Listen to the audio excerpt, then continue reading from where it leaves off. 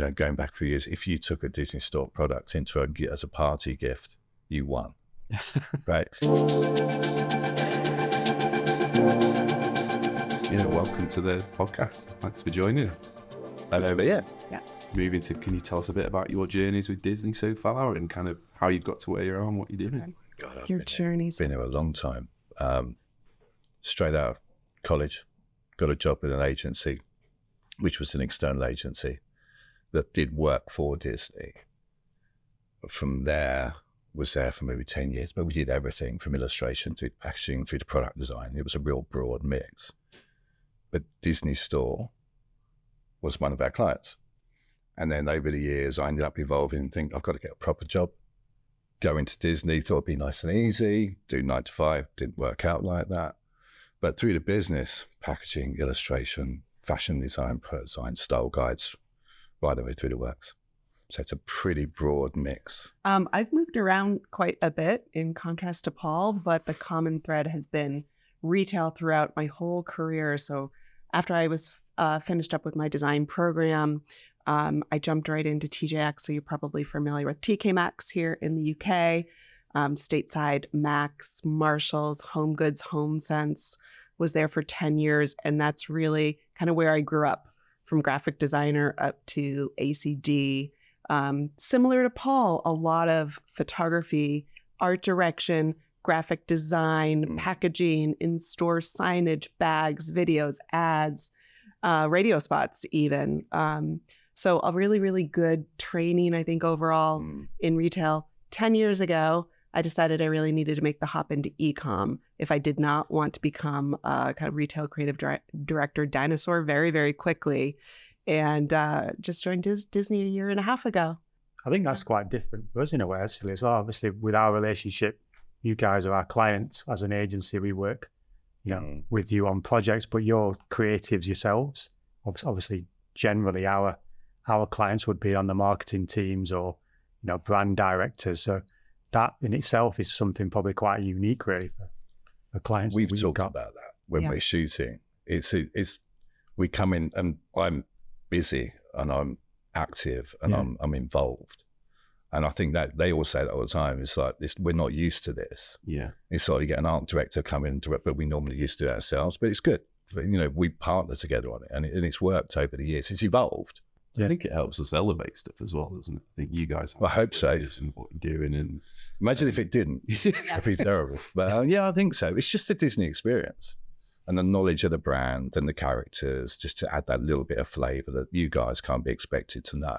How do you think, so you've worked in a lot of different areas, how does Disney differ to everywhere else you've worked? And how does the approach to creativity differ? Because notorious with creativity, Disney. Everywhere I have worked before Disney has been a true retail organization. So whether that's TJX or that's Wayfair or it's Rue Gilt Group, they exist as a retail organization independently. What is really, I think, the key difference about Disney is we are on the retail brand. Disney Store is the retail brand within this larger ecosystem of an entertainment company. And that has been a really fascinating experience for me and required, a bit of adjustment and really figuring out with Paul and the team, what is our special remit here? How do we act differently as a retail brand within an entertainment company than a company like TJ Maxx? We have a slightly different purpose and we have a different kind of mission than a standalone retail store does as part of this bigger ecosystem. So I would say that's been the key difference for me and really interesting creatively. I think some of the creative approaches in terms of how do we think about brand, how do we plan seasonal creative direction, shooting, from the perspective of just planning and skill set and quality level, for me has not changed from place to place. There's still those kind of fundamentals of how to deliver excellent creative.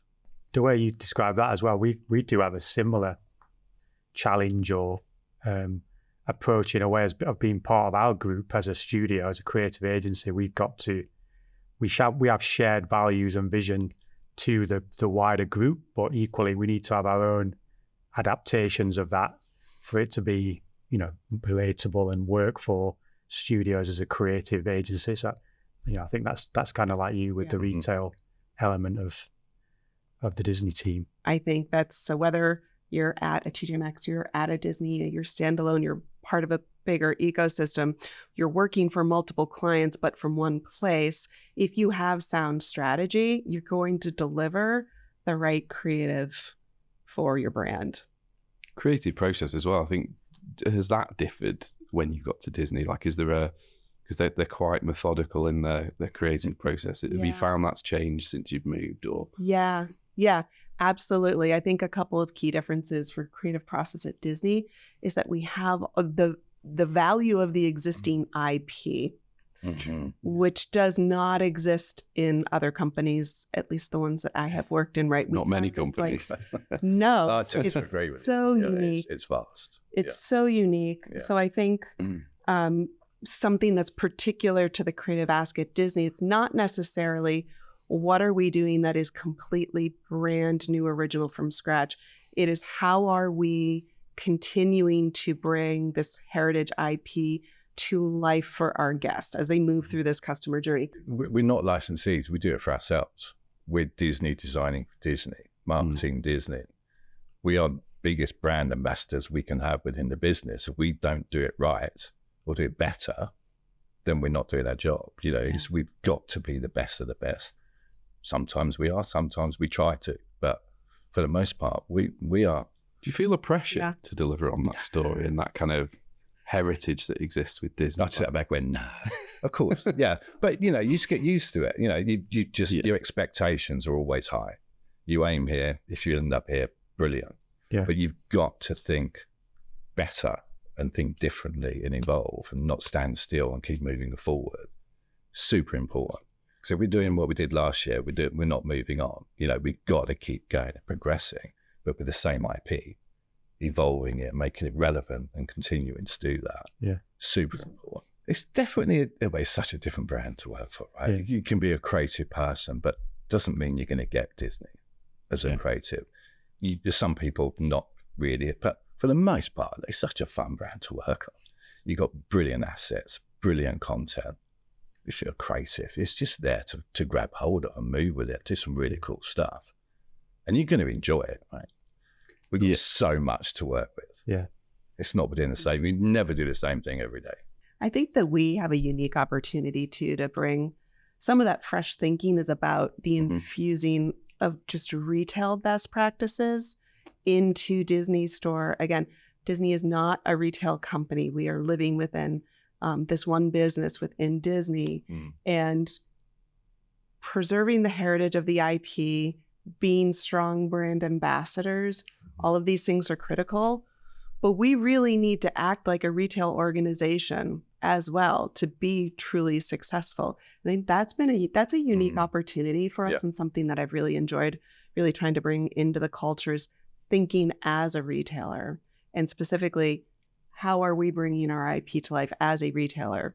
And what are the things that we need to be aware of and honoring that are not necessarily a part of the Disney brand, but are really important to being successful as a retailer, right? So specifically, that comes back to a lot of particular marketing messaging strategies. I think like voice messaging, how we're speaking to the guest in our channels is different from other businesses in Disney, and we really need to nail that. But that's a really good point. How we talk to our guests, depending on the franchise, target audience, it can vary completely. Different franchises, we will write copy, depending if it's Star Wars versus Marvel versus Mickey. Yeah. That's still creative. Yeah. And how you talk to them really can help tell the story. And I think that's what they react to as well. Yeah. And some of those fans are super passionate about their areas, aren't they? Star Wars obviously being the obvious example of that. Yeah. And, you know, there has to be such a level of attention to detail that they'll all pick up on if something's slightly out. There's more pressure with that for me because our fans expect us to deliver great content. Yeah. They are going to be the most vocal people on the planet with social media. Yeah. They'll tell us if we're doing it wrong. Or and when we're doing it right. Well. You know, so of course they are super, super important. They keep you on your toes, Yeah. but for the Yeah. for the right reasons. Yeah. Yeah, of Because course. Yeah. again, with Disney, they expect us to get it right, Yeah. and if we don't, we will know. Hopefully, doesn't have too much. Hopefully.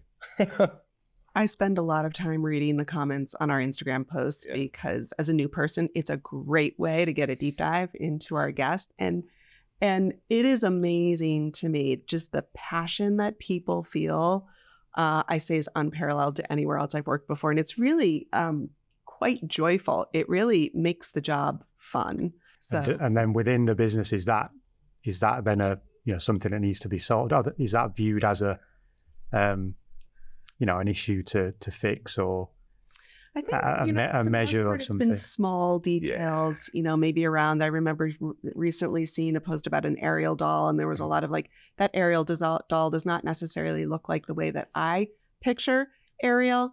So maybe a little less for our team to solve for, and maybe bigger brand questions. But Hopefully, we've never it's not putting a Star Wars logo on a Mickey product. right. Yeah. Yeah, we're hopefully never going to do. Fine detail. It will be small things. It's like if we create a set, for example, or I'm not sure that seat looked like in the cantina in Star Wars. Yeah. Small things. Yeah. But they're the things which we work with you guys when we're doing the set builds. That's where the level of detail comes in. That's where this experience comes in as well. Yeah. Because it's got to be right. Yeah, absolutely. We were talking about it's similar to sports fans in a way. I think that's only the only parallel really I can pull is that kind of fan mentality, and they will let you know if things have gone wrong. And I think that's the only similarity I can really find from a brand perspective. It's a big ask for you guys really to keep on top of that. Has that changed in your time, or has that always been consistent? It's consistent. The attitude is the same. It's fans are always going to be fans. They just evolve as you go through the ages. It's the dads and the mums will then be sharing with the kids, and this is where the dads buy the Star Wars toy because they want to buy it. It's not really for the kid. And it's that, but that's how it works. That's why it's from 0 to 95. There's fans for every sort of age. I guess a challenge off that as well in terms of how content and the output is being changing and evolving is that, certainly through social and more digital formats, like creative's being pushed into a sort of more throwaway space, isn't it? Some, more immediate, disposable almost. But when you've got to retain that level of detail and and kind of scrutiny on everything, that makes working quicker and more efficient tougher, I imagine, as well, doesn't it? We just had an interesting conversation right before coming in here, actually, that I think is relevant. We were talking about a Lightning McQueen Day meme that's live on TikTok, and it's a very particular kind of execution. And the copy is, have you ever seen lightning hit A? And you can put whatever visual, a pool, a tree, a swing, it can be anything, right? But then Lightning McQueen, a little visual, kind of photobombs the meme and kind of cuts across. So we were talking about how can we jump on the bandwagon here, right? So how can we show up on TikTok in a way that is authentic to TikTok and the platform, but also in a way that is authentic to Disney and supports our product? So a little bit more intentional. This is it. Right? So we were kind of brainstorming that before, and I think came up with some really great ideas that kind of marry a more traditional retail product-led post and having Lightning McQueen kind of take it over. But that's the kind of thinking that we need to bring to Disney Store, because joining the meme movement straight up in a really high fidelity way is not going to really feel right for Disney. But we need to join that conversation. So how do we do that in a way that works? I think you very quickly understand if it's a road you don't want to go down or something you want to entertain. We've got, what's the saying? Our characters aren't salespeople, for example. They're not. And they shouldn't be used for that. So that's interesting in itself, isn't it? If that's how it's talked about internally, that they're not to be used as salespeople. Mm-hmm. No, I mean the characters, they're not there to. But they are, in reality, they are the faces of the brand, aren't they? And they are the interaction with the fans and the customers that they remember and cherish.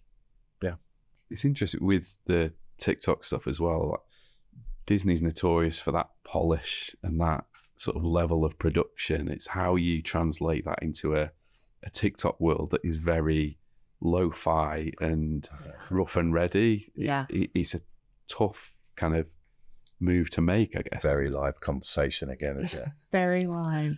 Very live conversation. It's like, how do you take what is user-generated content and for us to recreate it? Yeah. And it feels a little bit, we're still working it out, right? And to be honest, you know, and it's sort of, do we or have we felt comfortable producing something that is really not low quality, but not polished, when we're so used to producing polished content? It's very much an ongoing conversation because we need to be there. Yeah, because that's the expectation from the consumer, isn't it? Yeah, That's right. you know, from user generated through to influencer through to brand content, they all exist, and all three should exist across all our channels. Just to jump in on that, just a quick stat to throw in there. So in a study I was reading before, it found that UGC is 20% more influential than any other type of media when it comes to driving millennials and Gen Z's purchasing decisions. Obviously, Gen Z is the big new buyer that's coming through. They're going to have all of the money going. Like, they're all growing up, they're getting that money, and you guys want to spend with Disney. So do you think that you're really going to have to drive UGC to appeal to those audiences, or is there other ways that you've got that you want to kind of explore to kind of bring those audiences back to you guys? When we think about our individual demographics, we have to think about the entire kind of life journey of someone at Disney, and parent and kid and grandparent. But the Gen Z one is particular in that their shopping habits are going to be so different from the people even just 10 years older than them. Sure. I have a 20-year-old. He does not open up emails. He does not go to the mall even, really. And he's kind of my little marketing study group of one. I kind of like study how he shops, and I ask him what he sees and what he takes away. But, you know, he's on YouTube and he's on Snapchat, and he's 20, right? He's very shortly away from being an independent adult, his own purchaser, as are even millions of others. TV's not of interest. Does not watch TV. No, does not watch. I have a 17-year-old does not watch TV. Does your 13-year-old watch TV? No, they watch really. YouTube. It has to be on a device, handheld device. On a handheld device. Maybe it's on a platform. So maybe it's on Disney Plus. Maybe it's on any other platform. But that's where they're shopping. Yeah. Do you think you can retain that storytelling that you do now, just in a different medium? So it's the way you communicate is very similar in that creative storytelling, but the platform that you're doing that on is different, or the way they're consuming that is different. And which is what we're doing here. It's what we're doing in the studio with the photography. We're storytelling through photography and content that we produce. It's in a different way. The social content we produce, the successes have been where it's been great storytelling and the fans engage with it. And you can see through the comments that you get, they really like to see the product, which is new, but how we present it, if it's authentic, they really, really engage with it. But this is the success we're getting here, is that we're being able to do the storytelling through photography, and a lot of the creative is from the photography. Obviously, we've been involved working with you guys closely on the evolution back to Disney stores and as the name of the retail arm. You know, we obviously privileged and very lucky to work with you on that, producing the TVC last year. Have you guys seen an immediate positive impact there, or how has that gone since you switched?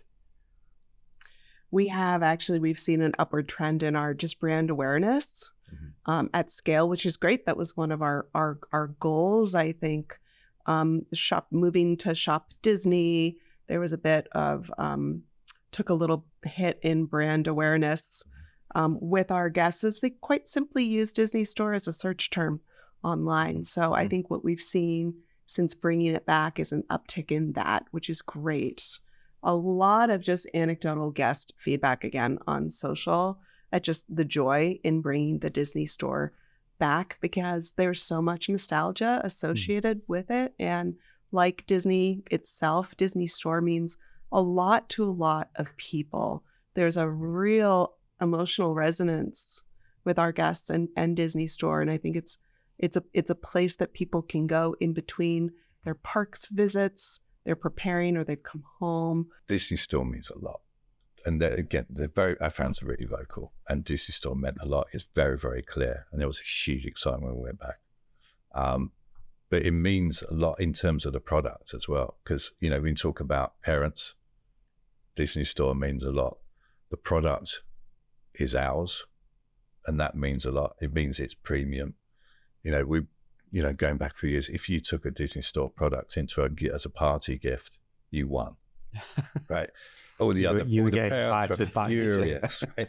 Because it's the best. It's the best quality. It's most premium. It's most there's a huge part to Disney Store as not just a brand, but just what it means to people. Yeah, I mean, I think on that project, you know, we did work with you guys on it. Certainly, the aim was to try and present that spectrum of fan and customer as well, wasn't it? To touch on all the different, you know, range of customers and interactions with product, and you know, that versatility is something that's really appealing, I think, isn't it, to the audience? There was a lot of conversation, was there, about what type of content, what sort of people we're talking to, and you're right, it touches pretty much a spectrum of people that will shop at Disney Store. And it's super important, especially when Disney Store's back. These are the people that we remember. These are the people we want to share stuff with. Well, I think it was fairly straightforward to get there. Mm-hmm. It was just touching. It felt right? Yeah. We could have just done one character, one model, but this just, I think it touched on a lot of different people. For that moment, the right thing, wasn't it? And it was fun as well, right? When we was doing it, we had a lot of fun with it, which meant it was fun and it was really good. So yeah, I think it was really appropriate. And I think it comes back to the comment about strategy. We had a really sound strategy for that video. It was not simply based on execution and how are we going to show our product. We were very intentional and with the casting to make sure we were representing all of these demographics and representing those different life stages we were talking about. That just kind of represents this customer journey at Disney. We have the young children, we have teens, we have grandparents, parents, all showing up in how they experience Disney Store in a really emotionally authentic way. And I think that was like the secret sauce to that video and why it was successful, because you really feel it at the end, especially that final moment of just the gift giving and the joy that you feel in that final frame was a great, really strong ending, I think. A lot of it was relevant, wasn't it? I mean, the falling onto the bed of plush. And I think one thing it's interesting for us, I think, as creatives conceptually, is how do we recreate that moment of Plush Mountain that used to be so central to the actual physical stores? How do we think about that conceptually and just continue to pull it through our brand work? And I think that shot of the young woman falling on the bed with the plush is actually really just a version of Plush Mountain that worked in video. I remember us talking quite a lot in that process of trying to how do we represent the Disney magic? Yeah. I know you guys will obviously, you know, live and breathe that daily, but for us that was like a key sort of element to unlock, that we felt like we needed a way to find that and represent that Disney magic. And as we talk about it now, thinking about that moment, that kind of does capture it, doesn't it? There's a lot of emotion to it. There's a lot of nostalgia around the Plush Mountain, etc. And just something as simple as falling back into a bed of plush does have that kind of feel of Disney magic to it, which comes to life. Magic can be many different things, right? It can be pixie dust all over the image, or it can be something that's just really quite beautiful. And everyone can relate to that in some way. So people will have a different connection to the next person. And I think that's the beauty of the brand that you've got, is that everyone has that connection in some way. So you can tell that story. Like the Plush Mountain's a great example of that. Like that's something I remember from my childhood, of going to those stores and going in there and, like you say, probably knocking half the teddies over and they're all over the floor. So I think, having that approach to the creative and the photography and the way we do it makes perfect sense, because it will talk to everyone in a different way. That's where we see the magic coming through. is the authentic emotion and the joy that people feel with our products. So I think that's kind of the litmus test. Yeah. And we need to be careful as well. Pixie dust isn't for everybody. We've got our Star Wars and Marvel fans that, it's a different type of magic for those guys. We can't do it. It's not appropriate. It's not right.